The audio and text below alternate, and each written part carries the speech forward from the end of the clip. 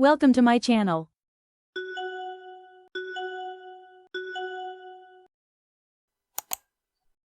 Hello everyone, and welcome back to our podcast. We're so happy you're here.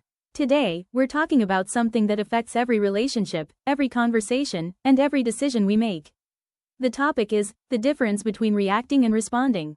Have you ever said something in anger and regretted it later? Or made a quick decision because you were emotional? If so, you're not alone. Learning the difference between reacting and responding can improve your relationships, reduce stress, and help you become emotionally stronger. To help us explore this topic, I'm joined by our guest, Andrew. Welcome to the show. Thank you. It's great to be here. I think this is one of the most important life skills anyone can learn. Let's begin with a simple question. What's the difference between reacting and responding?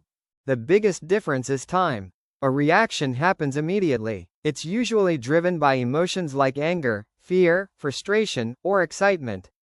A response, on the other hand, happens after you've taken a moment to think. It's thoughtful, calm, and intentional. So, reacting is automatic, while responding is a choice? Exactly. Imagine someone criticizes your work. If you react, you might become angry and argue right away. If you respond, you pause, listen carefully, and ask yourself, is there something I can learn from this? The situation is the same, but the outcome is completely different. That's a great example. Why do so many people react instead of respond? Because emotions are powerful. When we're angry or hurt, our brains want to protect us. We often speak before we think. Later, when we've calmed down, we realize we said things we didn't really mean.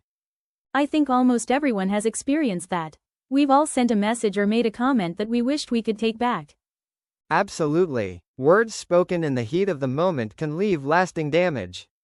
That's why learning to pause is so valuable.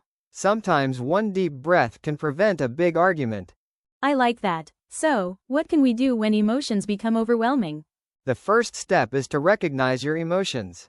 Instead of saying, I'm angry because of you, try saying, I'm feeling angry right now. That small change reminds you that emotions are temporary. They don't have to control your behavior. That's interesting. So, we're accepting the emotion instead of letting it control us. Exactly. It's okay to feel angry. It's okay to feel disappointed. It's okay to feel hurt. Emotions are normal, but our actions are still our responsibility. That's an important message. Many people think emotional control means hiding their feelings. Is that true? Not at all. Being emotionally strong doesn't mean pretending you're never upset. It means expressing your feelings in a healthy and respectful way.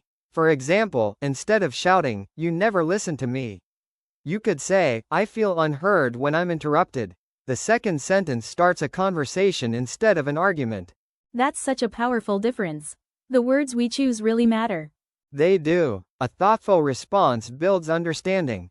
An emotional reaction often builds conflict. Can responding instead of reacting improve relationships? Absolutely. Whether it's with your partner, your family, your friends, or your coworkers, responding calmly shows respect. People feel safer talking to someone who listens before speaking. Good relationships aren't built because people never disagree. They're built because people know how to handle disagreements respectfully. I completely agree. Sometimes winning an argument isn't as important as protecting the relationship.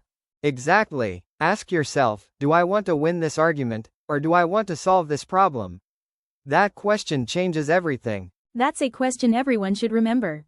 What are some practical ways to become better at responding? There are a few simple habits. First, pause before you speak. Even 5 seconds can make a big difference. Second, take a deep breath. It helps calm both your body and your mind. Third, ask questions instead of making assumptions. Instead of saying, "Why did you do that?" try asking, "Can you help me understand what happened?" Finally, remember that not every situation needs an immediate answer. Sometimes it's perfectly okay to say, "I need a little time to think about this." That's great advice. I think many people feel pressured to respond immediately. But taking time can actually lead to a better conversation. Exactly. A delayed response is often better than an emotional reaction. Before we finish, I'd like to ask one final question. If our listeners remember only one lesson from today's episode, what should it be? I'd say this: you can't always control what happens to you. You can't control what other people say. You can't control every situation. But you can always choose how you respond. That choice has the power to change your relationships, your career, and even your life. Every time you choose patience over anger, understanding over judgment, and kindness over frustration, you're becoming a stronger person. That's a beautiful message. Thank you so much for joining us today, Andrew. Thank you for having me. I hope everyone listening remembers that one thoughtful response can make a bigger difference than one emotional reaction. And thank you to everyone listening. The next time you feel angry, frustrated, or hurt, don't let your emotions make the decision for you. Pause. Take a deep breath. Think before you speak, because one calm response can solve a problem that one emotional reaction might make worse. Until next time, keep learning, keep growing, and remember. Respond with wisdom, not just emotion. Goodbye, everyone. Goodbye.